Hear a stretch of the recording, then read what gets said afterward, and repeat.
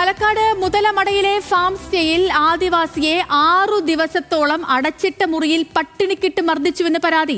മുതലമട മൂച്ചക്കുണ്ട് ചെമ്പക്കുഴതിയിലെ വെള്ളയൻ എന്നയാൾക്കാണ് മർദ്ദനമേറ്റത്. വെള്ളയന്റെ പരാതിയിൽ farm stay ഉടമ പ്രഭുവിനെതിരെ പോലീസ് കേസെടുത്തിട്ടുണ്ട്.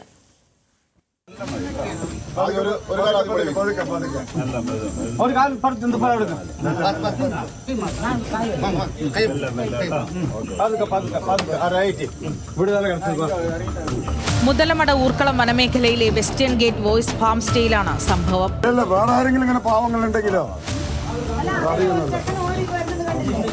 തോട്ടത്തിൽ ജോലിക്ക് പോയതായിരുന്നു വെള്ളയൻ. സമീപത്തുള്ള ഫാം സ്റ്റേയിലെ പറമ്പിൽ ബിയർ കുപ്പി കിടക്കുന്നത് കണ്ട വെള്ളയൻ അതെടുത്തു കുടിച്ചു. ഇതോടെ ഫാം സ്റ്റേ ഉടമ പ്രഭു വെള്ളയനെ മർദ്ദിക്കുകയും ഇരുട്ടുമുറിയിൽ പൂട്ടിയിട്ട് 6 ദിവസത്തോളം പട്ടിണി കിട്ടുവെന്നുമാണ് പരാതി.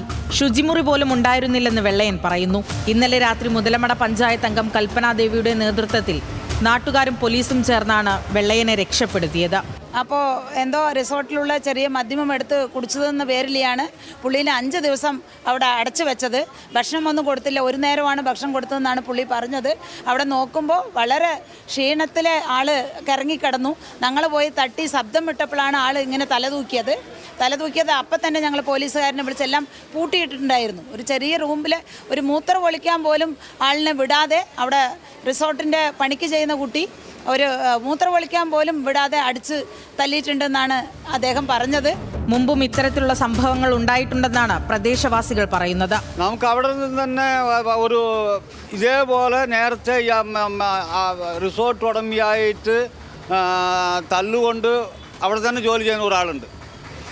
അയാളിന് കണ്ണുവരെ പൊടിച്ചിട്ട് ഇന്നലെ രാത്രി അയാളിന് ഞങ്ങൾ തെരഞ്ഞു, അയാളിന് കിട്ടിയിട്ടില്ല. സംഭവത്തിൽ SC/ST അട്രോസിറ്റീസ് വകുപ്പ് പ്രകാരമാണ് കേസെടുത്തത്.